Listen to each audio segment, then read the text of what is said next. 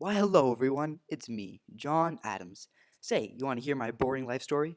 No? Well, it's 25% of your grade, so too bad. You may know me as the second president of the United States, or not at all if you have been living under a rock. Today is the first day of my term, March 4th, 1797. I'm so excited to accomplish my Federalist goals. Ever since I got elected from the lovely state of Massachusetts, I knew I'd accomplish so many things. But I don't need to have until March 4th, 1801 to make America great again, so I should get my policies in while I can. Tubular. Hello, Mr. Adams. I'm your new vice president. If you die, I'll take over and undo everything you've done. I was elected from Virginia, and I'm a Democratic Republican, meaning I disagree with everything you say and do. That's fabulous. Now, if you'll excuse me, I have some big mistakes to make. Time for some exposition. Who are you? I'm Carl Lazuz, the guy that's going to be covering the research part of their grade. Take notes, kids. Wow. As I was saying, time for some exposition. You see, during the presidency of our amazing George Washington, the French Revolution led to strained relations between the United States and the French. And as usual, the French and Britain were at war because they had no internet to keep them busy. Not to mention, the United States had signed off on the Jay Treaty to make peace with Britain, while still keeping their alliance with France. The American people had treated themselves into a corner, forcing them to remain neutral in the France-Britain conflict. Then France was all like, "Whose side are you on, mateys?" And started attacking American ships. So in 1797, the United States of America decided to send some diplomats over to make some negotiations. Alrighty, enter the president. Time to send some diplomats over to negotiate. Charles Pinckney, John Marshall, Elbridge Gerry, I choose you. Just got word from your cabinet, and Jerry can't go. He didn't get his permission slip signed, and he's not a Federalist, so take Francis Dana. No, forget my cabinet. I'm gonna submit Jerry's name anyway. Thug life! So these three men went to France. After a few months of boring meetings and lots of diplomatic things, the three men met with three French diplomats. The French diplomats did something most scandalous. One relayed the French's demands. They would only negotiate if the United States paid them, essentially a bribe. You must accept this essentially a bribe. The diplomats vehemently refused, but a man by the name of Talleyrand continuously tried to coerce them into agreement. He threatened them with war and more attacks on American trade. You must pay the bribe, or we will never negotiate. I'm threatening you with war and more attacks on American trade. Now, John Adams knew about all this, and his fellow politicians were getting suspicious of his secrecy regarding the negotiations. So, Mr. Adams, how are the negotiations going in France? Well, tell us. Yes, you see, tell us. Well, the thing is, tell us. All right. So Adams told him about the failure of the commission and the demand of a bribe, even though he knew they would breed hostility towards France. He kept his information short and non-revealing to prevent a violent uproar as much as possible. Despite his efforts, once America learned of this episode, they became furious. We are furious! Many of them found this absolutely ridiculous and wanted to go to war with France, especially a certain group of Federalists who were led by Alexander Hamilton, called High Federalists. However, John Adams, despite being a Federalist himself, opposed this idea, so they never actually declared war with France. However, they did set up several ships to defend American trade ships, and by July 1798, Congress had nullified or declared void the alliance treaties with France, authorizing attacks on French ships. And so began the so-called quasi-war with France that lasted until the Convention of 1800. Meanwhile, wait, just a second here. This president of ours, the so-called Federalist, is scared of some measly peasants in France? For goodness sakes, they tried to bribe us into fighting for them, as if we were some mercenary lowlifes. Such preposterous behavior cannot go unchecked.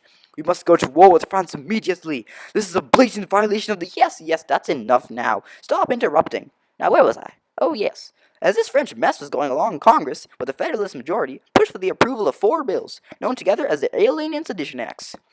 Ah, yes, these are some of the most important laws ever. Our Alien Act will keep the United States safe from harm while we defend ourselves against those slimy baguettes. Now you must have lived in our fair nation for 14 years to even think of becoming a citizen. And people from rival nations, forget the very thought. Why will deport anyone who dares threaten our peace. Insert stale Trump joke here. Hey, that doesn't seem very fair. We should be welcoming immigrants, not kicking them out. Shut up, Jefferson. You Democratic Republicans are so annoying. With our new Sedition Act, it shall be a crime to insult or demean the government. What? You can't do that. I'm the president, boy. I can do whatever I want. But Jefferson was right.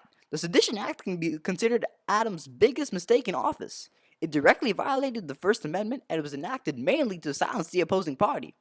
This is not done. I have to fix this, but I'll need help.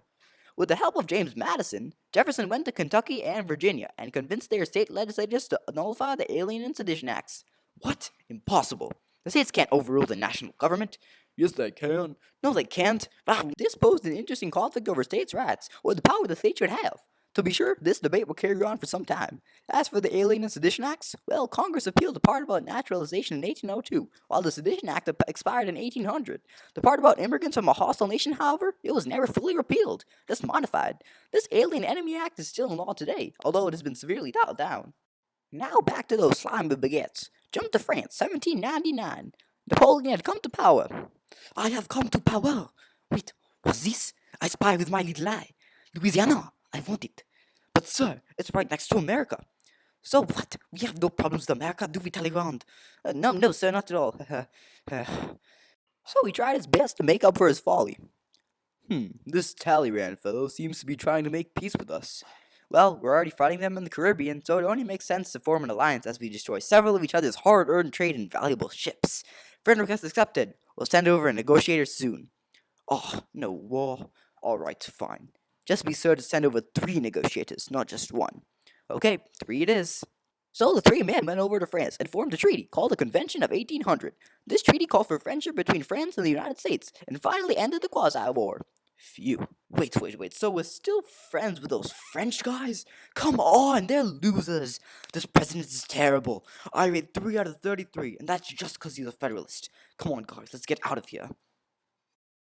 Now it's 1800, the last year of Adams' term.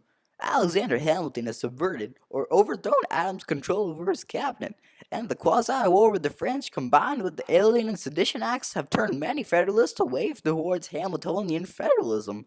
Fast forward to December. Hey buddy, guess what? Not now, Jefferson. I'm too busy worrying over whether or not I won the re-election. Well, my friend, let me put it to you this way. You didn't. What? You heard right. You lost the election, and I won it by 1 state. What? I'm a failure. Adams' son, John Quincy Adams, cited this loss as a result of Adams' unwillingness to adhere to one party. He followed his predecessor, Washington, and acted on morals and patriotism rather than conforming to one party over another. However, his troubles weren't over yet. The Chief Justice of the Supreme Court had retired, and Adams had to find a new one. All right, let's get debating.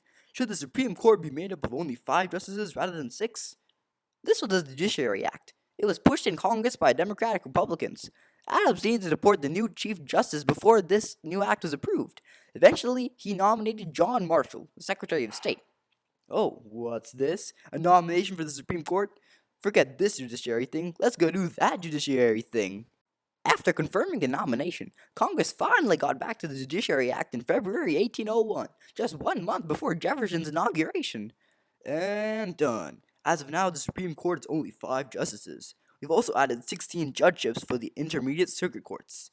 When this news reached Adams, 16 judgeships! I have to appoint 16 judgeships? Oh no. Oh boy, I am doomed. Pull yourself together, Adams. You can do this. It's just like IRP. If you keep on going, maybe you can escape within 90. Okay.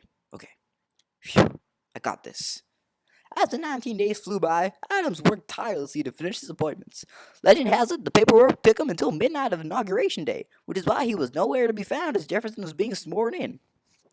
Thank you for watching. I hope we set a precedent for the presentations to follow. And don't be an alien. Join us next time.